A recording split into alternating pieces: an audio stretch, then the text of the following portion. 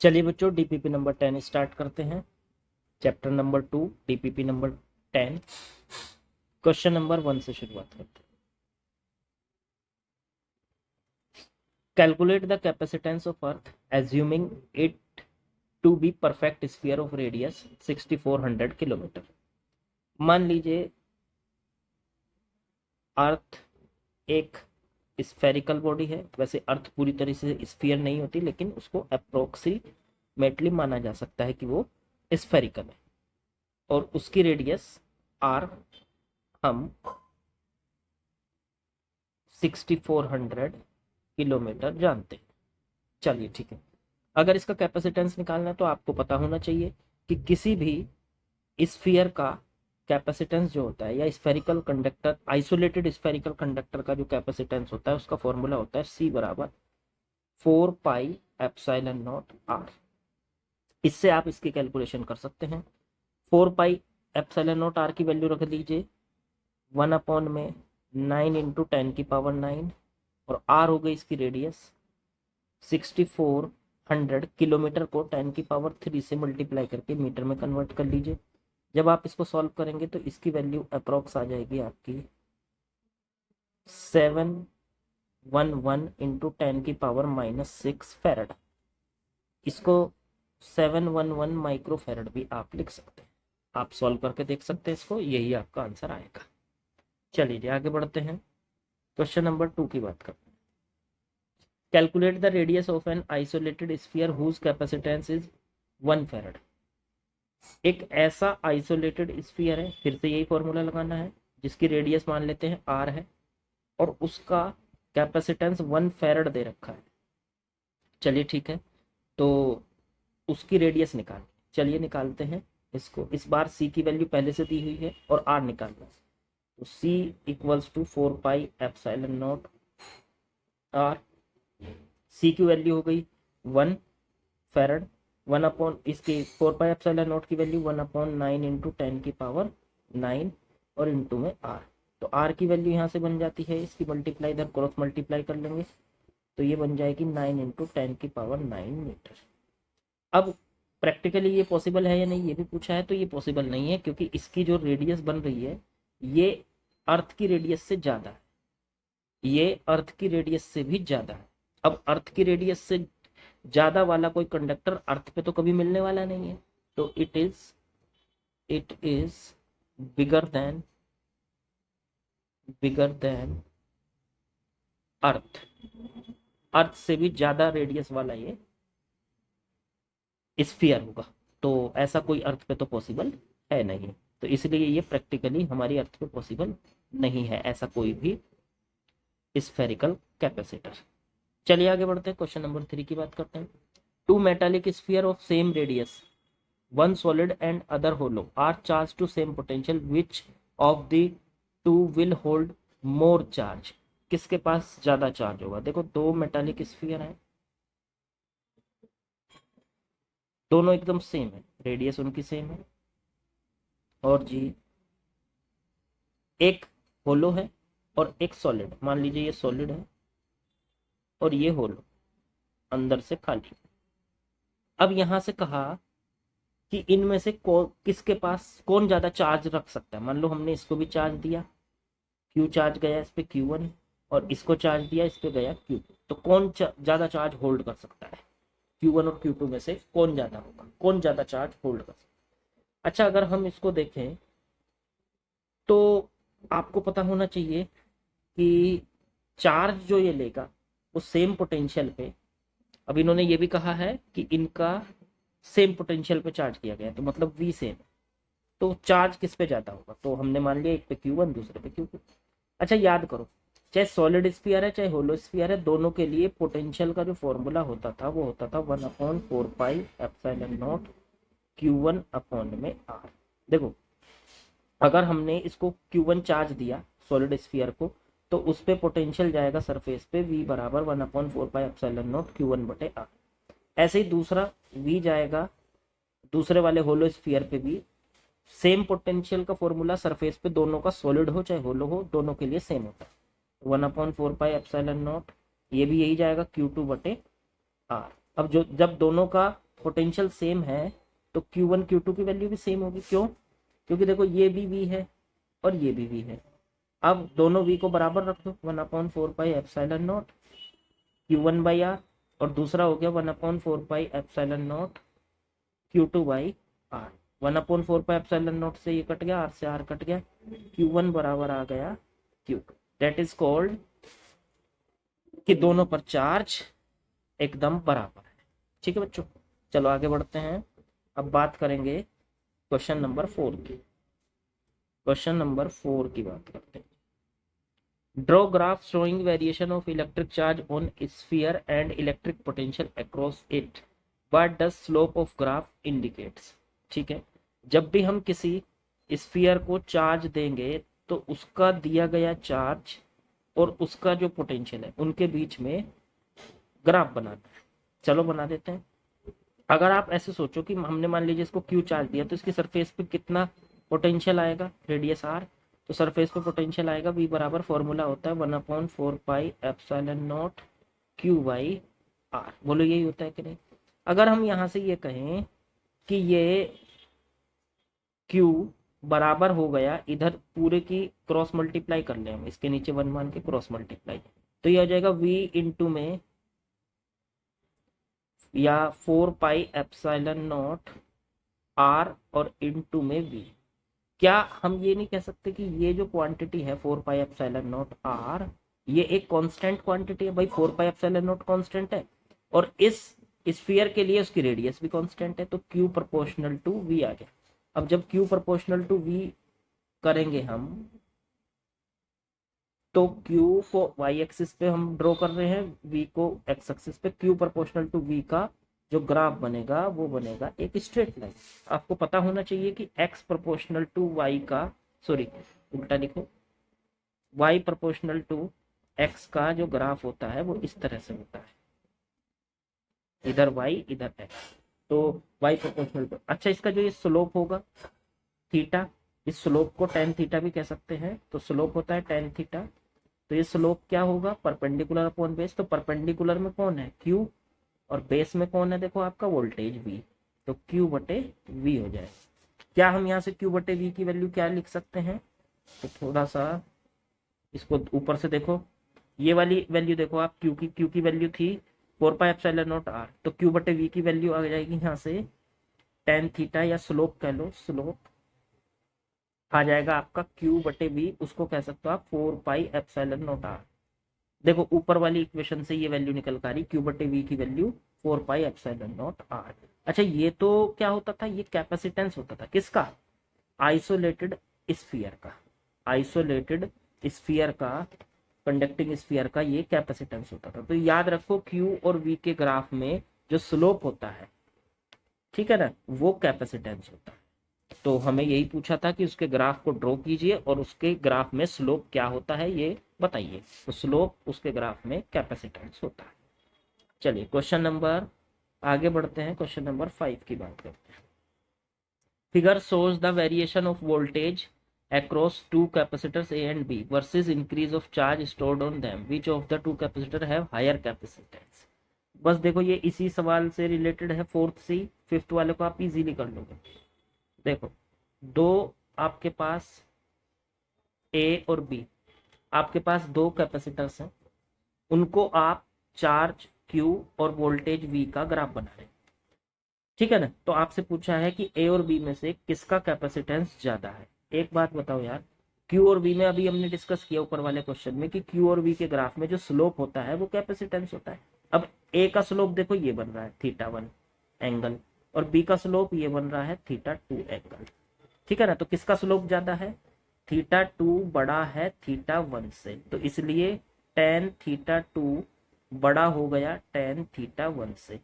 इसका मतलब स्लोप किसका बड़ा है? ध्यान दो, तो स्लोप बड़ा है सर B का, स्लोप ऑफ B बड़ा है स्लोप ऑफ A के स्लोप से बड़ा है। तो यहां से हम कह सकते हैं, कि स्लोप B का बड़ा है तो B का कैपेसिटेंस भी बड़ा है, क्योंकि अभी हमने डिस्कस किया पिछले क्वेश्चन में कि क्यू और वी के ग्राफ में स्लोप जो होता है वो कैपेसिटेंस को दिखाता है। तो कैपेसिटेंस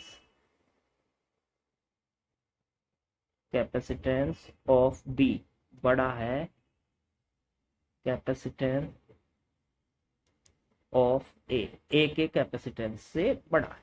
बस ये पॉइंट ध्यान रखना। चलिए आगे बढ़ते हैं। अब क्वेश्चन नंबर करते हैं हम 6th।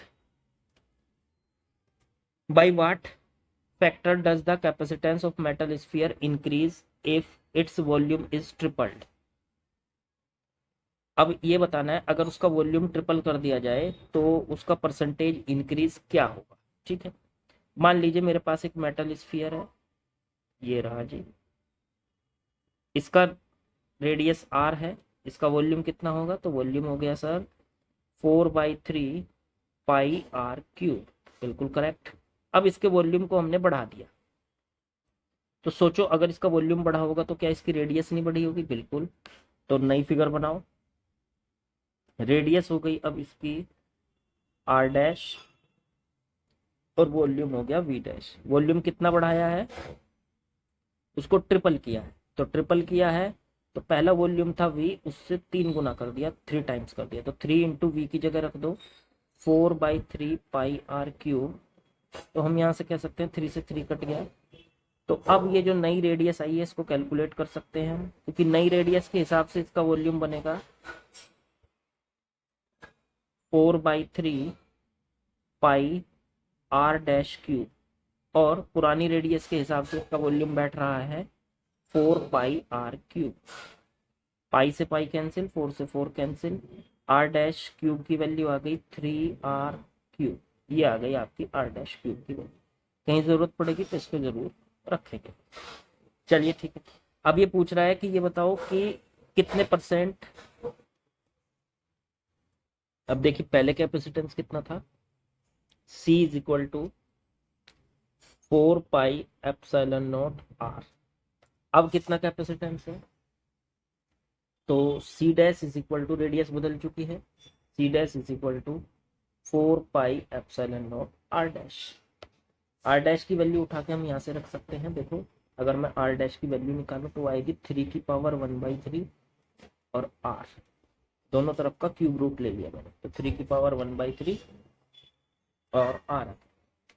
चलो अब एक काम करते हैं, मेरे को निकालना है कि सी डैश में कितना चेंज आया, परसेंटेज इंक्रीज कितनी इंक्रीज हुई। तो ठीक है, इंक्रीज निकाल लेते हैं। परसेंटेज इंक्रीज फॉर्मूला होता है इंक्रीज हो या डिक्रीज, तो जितना इंक्रीज हुआ मतलब चेंज आएगा ऊपर, बटे में इनिशियल वैल्यू और इनटू में 100। तो चेंज कितना हुआ, तो चेंज हुआ है, पहले था सी और अब हुआ है सी डैश, तो सी डैश माइनस सी, ये तो आ गया चेंज, और अपॉन में इनिशियल था सी और इनटू में 100। इसके अपॉन में ले जाएंगे तो सी डैश बटे सी माइनस 1 इनटू में 100। सी डैश की value 4 pi epsilon naught are dash और बटे में सी की value 4 pi epsilon naught R minus 1 और इनटू में 100। 4 पाई एप्सिलॉन नॉट सब कट गए, आर डैश बटे में आर माइनस 1 इनटू में 100। आर डैश की वैल्यू उठा के बच्चों हम ऊपर से रख सकते हैं 3 की पावर 1/3 इंटू आर बटे में आर माइनस 1 इंटू में 100। आर से आर कट गया, 3 की पावर 1/3 माइनस 1 और इंटू में 100। इसे आप चाहो तो चेक करके देखो कितना आएगा, क्योंकि ये ऐसे इजीली सॉल्व नहीं होगा, इसके लिए आपको कैलकुलेटर की ज़रूरत पड़ेगी। ये सॉल्व करके करीब करीब 1.44 आ रहा है, माइनस 1 और इनटू में 100। तो बच्चों ये बचा अप्रोक्स 0.44 इंटू 100 और दोनों को मल्टीप्लाई करेंगे तो 44%। इसका मतलब अगर वॉल्यूम आप ट्रिपल कर रहे हैं तो उसका कैपेसिटेंस 44% बढ़ जाता है। सिंपल। Question number 7। 7 है n small drops each of radius r has capacitance c। छोटी छोटी ड्रॉप्स हैं और ये जो n स्मॉल ड्रॉप्स हैं हर एक की रेडियस स्मॉल r है और कैपेसिटेंस उनका कैपिटल C है। Charge Q and electric potential V on them, हर एक पर चार्ज Q है और पोटेंशियल हर एक का V। चलो ठीक है, यहाँ तक की बात। They clash to form one big drop, सारी मिलके एक बड़ी ड्रॉप बनाते हैं, ठीक है। Calculate capacitance charge and potential of big drop, तो कैलकुलेट करना है इस पे चार्ज कितना आएगा। तो चार्ज तो देखो सबका ऐड हो जाएगा, एन ड्रॉप्स हैं ये टोटल, एन ड्रॉप्स, तो चार्ज तो सबका ऐड होके एन इंटू क्यू हो जाएगा। चलो ठीक है, रेडियस कैपिटल आर मान लेते हैं और पोटेंशियल वी डैश मान लेते हैं। चलो ठीक है जी, वी डैश पोटेंशियल मान लिया हमने, और क्या निकालना है, कैपेसिटेंस भी निकालना है। कैपेसिटेंस बच्चों सी डैश में, तो चार्ज ही ऐड होगा, बाकी सारी चीज़ें हमें कैलकुलेट करनी।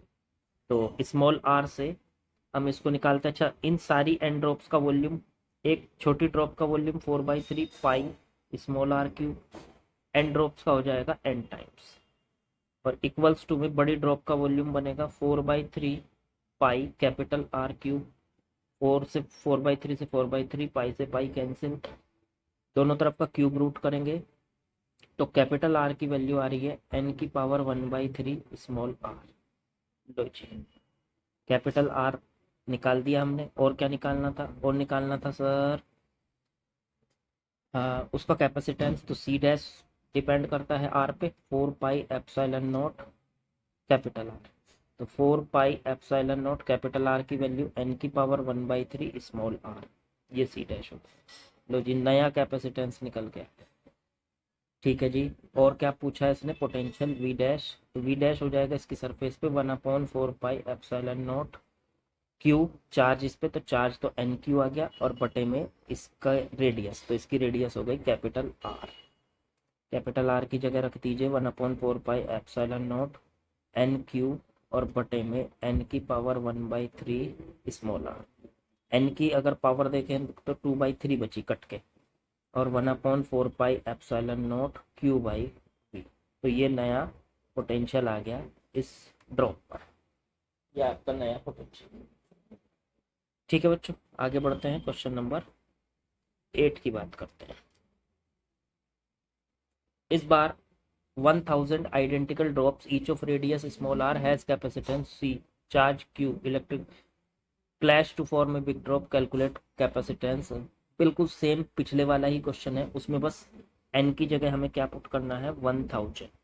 हर जगह जहां जहां एन आ रहा था वहां 1000 पुट कर दो, अपने आप आंसर आ जाए।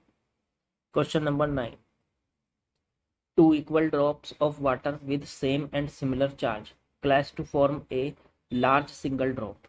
दो इक्वल ड्रॉप्स हैं वाटर की, ठीक है जी, सेम एंड सिमिलर चार्ज, ठीक है जी, इस पे भी क्यू, इस पे भी क्यू, दोनों पर सेम और सिमिलर चार्ज है। Okay, clash to form a large single drop, एक बड़ी सिंगल ड्रॉप बन गई। लो जी, बड़ी सिंगल ड्रॉप बन गई। Find the ratio of surface density, capacity, electric potential and their corresponding initial values, पहली वैल्यूज के कोरस्पॉन्डिंग निकालना, ठीक है, ठीक है जी, ठीक है। तो एक काम करना है, चार्ज इस पे टोटल कितना आएगा, तो चार्ज आएगा जी 2Q, क्योंकि दोनों मिलके एक बन गई। मान लीजिए पहली रेडियस आर थी, तो अब रेडियस हो जाएगी कैपिटल आर, तो कैपिटल आर की वैल्यू निकाल लीजिए। तो पहली वाली दोनों ड्रॉप्स का वॉल्यूम, तो एक का वॉल्यूम होगा 4/3 पाई स्मॉल आर क्यूब, दो का हो जाएगा 2 इंटू, ऐसे बड़ी ड्रॉप का volume 4/3 pi capital R cube, 4/3 से 4/3, पाई से पाई कैंसिल। अगर कैपिटल आर की बात करें तो वो आ जाएगा 2 की पावर 1/3 स्मॉल आर, दोनों तरफ का क्यूब रूट ले लिया। चलो जी, अब इसने पूछा है कि सरफेस डेंसिटी कितनी है। सरफेस डेंसिटी बिल्कुल आसान है, सिग्मा वो होता है चार्ज और बटे में एरिया। तो बड़े वाली ड्रॉप की चार्ज कितना है 2q और एरिया कितना है इसका चारों तरफ का 4πr²। 2q और बटे में 4πr की वैल्यू उठा के नीचे से रख सकते हैं। 2 की पावर इसका होल स्क्वायर करेंगे तो 2/3 और r का होल स्क्वायर, ये आ जाएगा आपका। इसको सॉल्व करके सिग्मा की वैल्यू। इसके बाद आता है कैपेसिटेंस। तो कैपेसिटेंस C की वैल्यू आ जाएगी 4πε0 कैपिटल R बड़ी वाली ड्रॉप की। तो 4πε0 कैपिटल R की वैल्यू लिख लो 2 की पावर 1/3 स्मॉल r। तो ये कैपेसिटेंस आ गया। पहला कैपेसिटेंस अगर छोटी ड्रॉप का देखें तो वो था 4πε0 स्मॉल r, तो उससे ये 2 की पावर 1/3 जाता है। अब वाला जो कैपेसिटेंस है C डैश पहले वाले से 2 की पावर 1/3 टाइम्स जाता है। आगे बढ़ो, बस इसी तरीके से आप सारी चीजें निकाल सकते हैं। इलेक्ट्रिक पोटेंशियल भी निकाल लीजिए, V बराबर 1/4πε0 और Q बटे में R। तो Q कितना है चार्ज 2Q है और R रेडियस हम निकाल चुके हैं 1/4πε0 2Q बटे में कैपिटल R की वैल्यू रख दीजिए यहाँ से 2 की पावर 1/3 स्मॉल r, ये V की वैल्यू है। इस तरीके से आप सारी कैलकुलेशन कर सकते हैं बच्चों। ठीक हो गई बात। ये आ चुका है क्वेश्चन नंबर 8। अब बात करते हैं नहीं क्वेश्चन नंबर 9 था, 10 आएगा। क्वेश्चन नंबर 10 की बात करते हैं। इसने कहा water drops form a tap maintained at a potential of V। एक टैप से वाटर की ड्रॉप्स निकल रही है V वोल्ट की, allowed to fall by drops of radius into a hollow conducting sphere of radius capital. The drops fill the entire sphere, calculate the potential of sphere. बहुत बढ़िया। एक tap से लगातार, एक टैप है मान लीजिए ये, इसमें से लगातार पानी निकल रहा है और इसमें से जो ड्रॉप्स निकल रही है वो सारी की सारी एक स्फीयर रखा है नीचे, उसके अंदर जा रही है। जो स्फीयर रखा है उसकी रेडियस है, जो बड़ा स्फीयर रखा है उसकी रेडियस है कैपिटल R।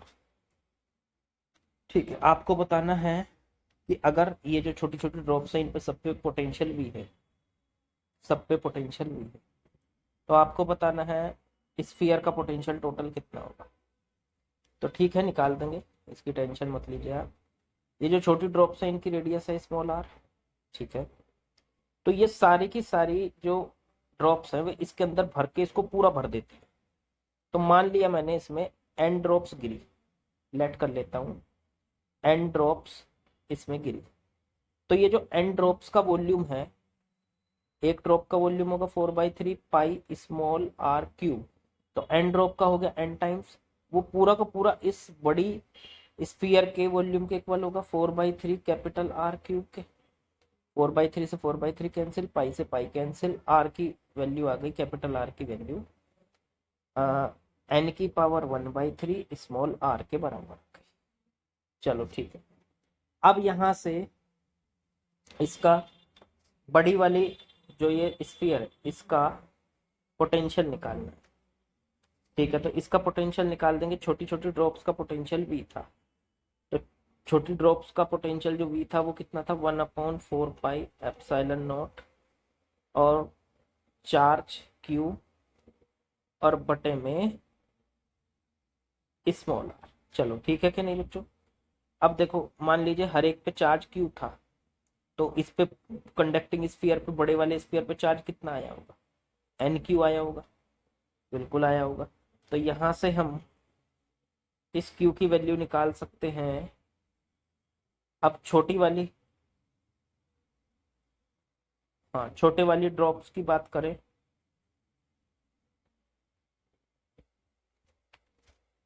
तो यहां से बड़ी, जो बड़ा आपके पास ये स्फेरिकल सरफेस है या स्फीयर है, इसके पास जो पोटेंशियल आएगा वो आएगा V डैश बराबर 1/4 पाई एप्सिलॉन नॉट, इस पे पूरा चार्ज, तो छोटी छोटी अलग अलग ड्रॉप्स पे चार्ज था, क्यू क्यू क्यू सबका मिलके एन क्यू हो गया ये, तो एन इंटू क्यू और बटे में कैपिटल आर। चलो यहां से एक काम कर लेते हैं, एन की वैल्यू रख सकते हो आप, और स्मॉल ये कैपिटल आर की भी वैल्यू रख सकते हो आप यहाँ से, या एक काम कीजिए, हमें बी डैश की टर्म में निकालना है, तो इसे कह दो इक्वेशन फर्स्ट, इसे कह दो इक्वेशन सेकंड। क्या हम दोनों इक्वेशन को डिवाइड करें? तो एक काम कर लेते हैं, ये आ जाएगा सर वी बटे में वी डैश, या वी डैश बटे में वी कर लो, तो वी डैश की इक्वेशन ऊपर लिखो 1/4 pi epsilon not an into small Q बटे आर, और अपॉन में वी की value 1/4 pi epsilon naught Q बटे आर, एप्सिलॉन नॉट क्यू बटे में आर। देखो क्यू से क्यू कट गया, आर से आर कट गया, और एप्सिलॉन नॉट से एप्सिलॉन नॉट कट गया, ये आ चुका है एन के बराबर। अब यहाँ से एन की वैल्यू कैसे निकालेंगे बच्चों? एक मिनट, गलती हो गई थोड़ी सी, ऊपर था स्मॉल आर, नीचे नीचे स्मॉल आर, और ऊपर था ये कैपिटल आर, तो ये कटेंगे नहीं, तो यहाँ से एन बचा, स्मॉल आर ऊपर और नीचे हो गया कैपिटल। लो जी आ गया वी डैश बटे वी की वैल्यू। अब वी डैश बटे वी की वैल्यू आ गई, एन इंटू में एन की वैल्यू उठा के आप यहाँ से रख सकते हो, क्योंकि हमें एन तो पता नहीं था कितनी ड्रॉप्स है, तो एन की वैल्यू इस इक्वेशन से रख सकते। देखो मैंने आपको दिखाया, तो एन की वैल्यू यहाँ से कितनी आएगी, तो एन की पावर 1/3 की वैल्यू आर बटे स्मॉल आर, तो एन की वैल्यू दोनों का तरफ का क्यूब कर दो, तो आर क्यूब बटे स्मॉल आर क्यूब, ये आ गई। तो रखो यहाँ पे एन की जगह, एन की जगह आर क्यूब बटे स्मॉल आर क्यूब, और इंटू में स्मॉल आर बटे कैपिटल आर। एक आर से एक आर कटेगा, एक आर से नीचे वाला स्मॉल आर कटेगा, तो ऊपर बचा आर स्क्वायर बटे small R square V dash बटे वी, तो वी डैश की वैल्यू आ गई आर स्क्वायर बटे, नीचे भी आर स्क्वायर बचा, और इनटू में भी। यही हमें प्रूव करना था, यही हमें बेसिकली निकालना था। देखो आंसर यही है, यहाँ पे देख लो आप। तो ठीक है, ये डीपीपी हमारी कंप्लीट हो जाती है। आइसोलेटेड स्फेरिकल कैपेसिटर के ऊपर ये पूरी डीपीपी थी हमारी। आपको समझ में आ गया होगा, काफी अच्छे सवाल हैं, आप इन सबको लगा लेंगे तो बहुत बढ़िया मार्क्स आएंगे आपके। ठीक है, बोर्ड के हिसाब से सारे सारे क्वेश्चन हैं ये। चलिए ओके, अगले डीपीपी में करते हैं आगे बच्चे। चलिए ठीक।